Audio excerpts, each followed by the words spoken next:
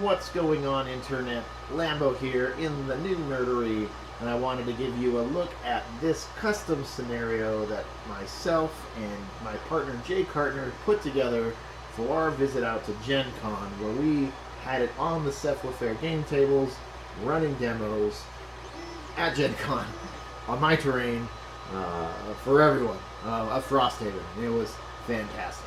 So, anyway, let me give you a closer look.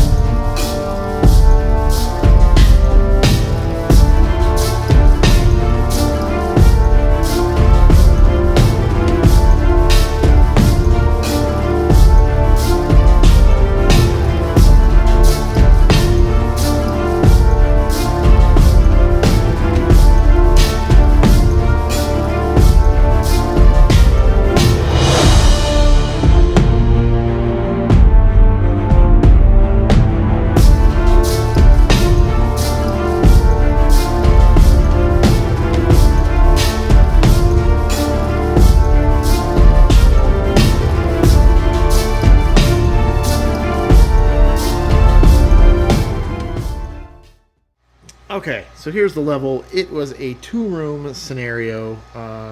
That's kind of the when you go to a convention, you get an hour to play a demo game.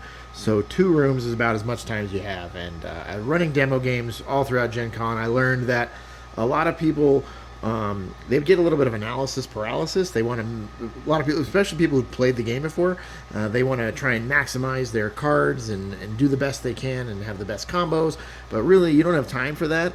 You just need to play through the scenario, because most people would run out of time, or instead of actually like failing the scenario or being exhausted or anything.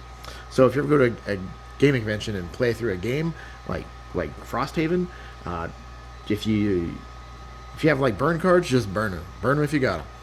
So I have here the actual starter decks from Gen Con, one for each class of the starter classes, and these are all the level 1 cards. So none of the X or 2 and beyond. I have all the level 1 cards. They're really cool, actually. Really neat classes. I got to play several of them. I demoed all of them as far as like helping other people. And then after hours at Gen Con, we got to play an actual level of Frosthaven with the full decks, and that was a lot of fun as well. And I played the Blink Blade, and that was really cool.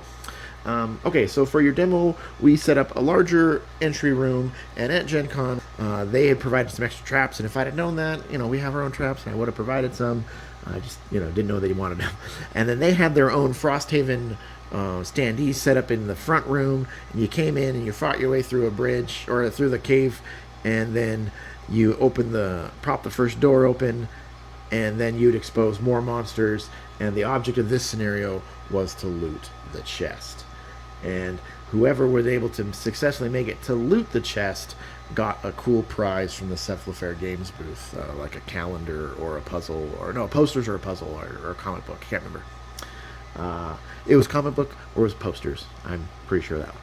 So anyway, but you have on here my monsters from my personal game, and these are Gloomhaven minis, but they had actual Frosthaven minis, and they just played through this demo level. It looked really good on the table. I really love the bridge elevation. Just using elevation is something I really love about the terrain system.